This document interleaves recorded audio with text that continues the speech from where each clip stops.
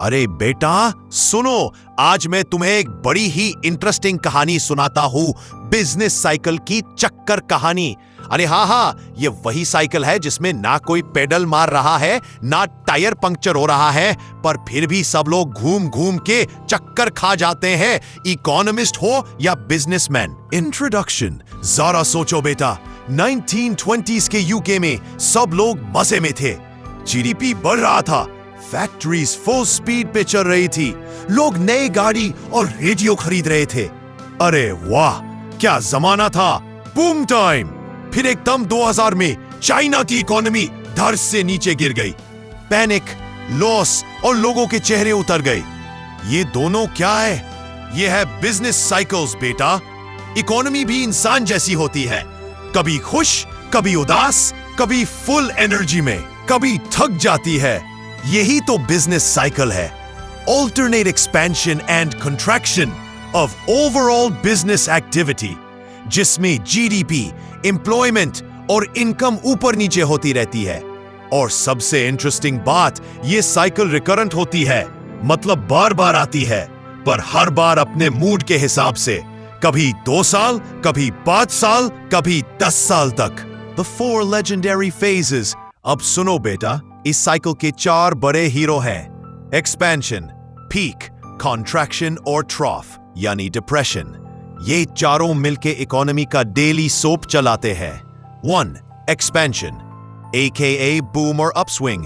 जब सब कुछ मस्त चल रहा होता है, प्रोडक्शन बढ़ता है, एम्प्लॉयमेंट फुल स्विंग में, डिमांड हाई, प्रॉफिट्स हाई और सब लोग खुश। बैंक्स क्रेडिट देते जा रहे हैं, स्टॉक प्राइसेस ऊपर जा रहे हैं और अनएम्प्लॉयमेंट बस नॉमिनल, सिर्फ फ्रिक्शनल या स्ट्रक्चरल। अरे मतलब काम मिल जाता है, बस कभी कभी लोग खुद स्विच कर लेते हैं या स्किल्स मिसमैच हो जाता है। प्राइसेस और कॉस्ट्स दोनों बढ़ रहे हैं, इन्वेस्टमेंट भी धड़ाधड़, लोगों का स्टैंडर्ड ऑफ लिविंग हाई और सबके चेहरे पे स्माइल। ये होता है expansion phase. 2. Peak, AKA prosperity.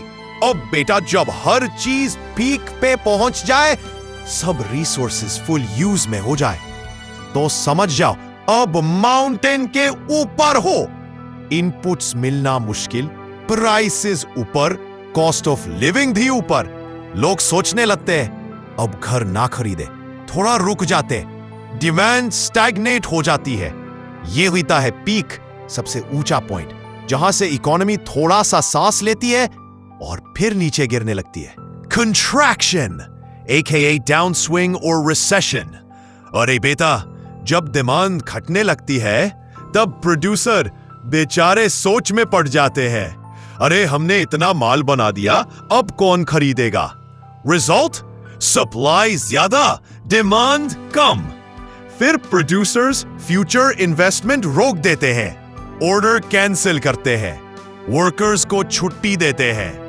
यहां से रिसेशन स्टार्ट होती है, इनपुट प्राइसेस गिरते हैं, इनकम्स कम होती है, कंज्यूमर्स खरीदना बंद कर देते हैं, क्योंकि उन्हें लगता है और सस्ता होगा। फिर डिमांड और गिरती है, विशियस साइकिल बन जाता है, बैंक क्रेडिट श्रिंक करता है, स्टॉक प्राइसेस गिरते हैं और अनएम्प्लॉयमेंट स्काई हाई। यही है कंट्रैक्शन फेज, इकोनॉमी का heartbreak moment. 4. Trough, depression. बेटा, इकोनॉमी बिल्कुल थक जाती है, ग्रोथ रेट नेगेटिव, प्राइसेस सबसे लो, इंडस्ट्रीज बंद हो रही है, लोगों के पास पैसा नहीं, अनएम्प्लॉयमेंट चरम पे होती है, इंटरेस्ट रेट भी गिर जाता है, पर कोई क्रेडिट लेना ही नहीं चाहता, बैंक्स भी डर जाते हैं, अरे लोन दोगे तो वापस मिलेगा भी या नहीं, सब कुछ रुक जाता है। यह होता है डिप्रेशन फेज, 1929 to 33 के ग्रेट डिप्रेशन जैसे, दुनिया भर में दुख ही दुख। Recovery begins. फिर बेटा, हर रात के बाद सुबह तो आती ही है, वर्कर्स कम वेज पे काम करने लगते हैं, प्रोड्यूसर्स फिर से उम्मीद पकड़ते हैं, बैंक्स थोड़ा थोड़ा क्रेडिट देने लगते हैं, नए मशीन्स आते हैं, टेक्नोलॉजी बदलती है, प्रोडक्शन बढ़ता है, इनकम बढ़ता है, डिमांड बढ़ती है और इकोनॉमी फिर से एक्सपेंशन में आ जाती है। और ये चक्कर फिर से शुरू हो जाता है। बस बेटा याद रखना, कोई फिक्स्ड पैटर्न नहीं होता। कभी बूम लंबा, कभी डिप्रेशन लंबा। इकोनॉमिस्ट्स बस इंडिकेटर्स देख के गेस करते हैं, जैसे stock price, orders, GDP etcetera. Indicators के सुपर स्पाई टूल्स, दादाजी के जमाने में तो इंडिकेटर सिर्फ मौसम बताता था, पर आजकल इकोनॉमिस्ट के पास 3 टाइप के इंडिकेटर होते हैं। 1.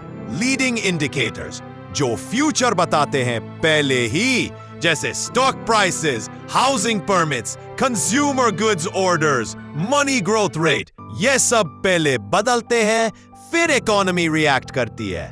2. लैगिंग इंडिकेटर्स, अरे ये तो तब बदलते हैं जब सब कुछ हो चुका होता है, जैसे unemployment rate, corporate profits, interest rates. ये कंफर्म करते हैं कि हाँ बेटा इकोनॉमी बदल गई। 3. कोइंसिडेंट इंडिकेटर्स, ये तो बिल्कुल प्रेजेंट के मिरर जैसे हैं। जीडीपी, इन्फ्लेशन, इंडस्ट्रियल प्रोडक्शन, जो चल रहा है वही दिखाते हैं। दादाजी के real life example word, great depression of 1930। GDP गिर गया 15%, लोग बेरोजगार, फैक्ट्रीज बंद। केन्स बोला प्रॉब्लम है low aggregate demand. 2. IT bubble 2000, .com companies बस .com लिख के पैसा कमा रही थी, फिर जब बबल फूटा सब shutdown. 3. Global crisis 2008, US housing में सब प्राइम लोन्स दिए बिना चेक करे। जब लोगों ने लोन चुकाना बंद किया, पूरी दुनिया हिल गई। Features of business cycles, periodic है पर रेगुलर नहीं। हर साइकिल के 4 phase, expansion, peak, contraction, trough, mostly free market economy में होते हैं। कैपिटल गुड्स और ड्यूरेबल गुड्स सेक्टर्स पे सबसे ज्यादा इंपैक्ट। हर variable, output, employment, investment, price, trade, सब पर इफेक्ट। और बेटा ये कंटेजियस भी है, एक देश से दूसरे तक स्प्रेड हो जाते हैं, जैसे 1930s डिप्रेशन ने किया था। Causes, internal or external दोनों। Internal causes, fluctuations in effective demand, Keynes, demand ज्यादा हुई तो boom, कम हुई तो digestion। Investment fluctuations, profit expectations के basis पे बढ़ता घटता है। Government spending, वॉर के बाद ज्यादा खर्च, बूम, कम खर्च, recession. Macroeconomic policies, expansionary policy, boom, anti-inflationary, slowdown, money supply hottery, ज्यादा पैसा, inflation, कम पैसा, recession. Psychological factors, pigu, optimism, boom, pessimism, bust. Innovation theory, Schumpeter, नए इन्वेंशन से बूम, पुराने आउटडेटेड होने पे slow down. External causes, war, resources divert, contraction, post war reconstruction, roads, bridges, houses, boom. Technology shock, नए gadgets आए, investment आद गया। Natural factors, drought या फ्लड, आउटपुट गिर गया। पॉपुलेशन ग्रोथ, अगर ग्रोथ रेट ज्यादा हो गया तो सेविंग्स कम, इन्वेस्टमेंट कम, slow down. Relevance in business decision making, अब बेटा ये सब पढ़ के बिजनेसमैन क्या करे? सिंपल, हर फेज में अपनी स्ट्रैटेजी बदलनी पड़ती है। बूम में एक्सटेंशन करो, नए प्रोडक्ट लॉन्च करो। रिसेशन में कॉस्ट कंट्रोल और प्रमोशन पे फोकस करो। एंट्री टाइमिंग डिसाइड करना हो या मार्केट एनालिसिस, सब बिजनेस साइकिल के फेज पे डिपेंड करता है। सिक्लिकल बिजनेसेस जैसे फैशन, कंस्ट्रक्शन, टूरिज्म, इन्हें सबसे ज्यादा इंपैक्ट होता है। स्मार्ट बिजनेसमैन हमेशा फोरकास्ट और इंडिकेटर्स देख के चलते हैं ताकि चक्कर में ज्यादा चक्कर ना खाए। तो बेटा, ये बिजनेस साइकिल है एक ऐसी कहानी जिसमें इकोनॉमी कभी नचती है तो कभी सोती है। कभी सब लोग पैसा बरसा रहे होते हैं, कभी सब बस बचाओ मोड पे आ जाते हैं।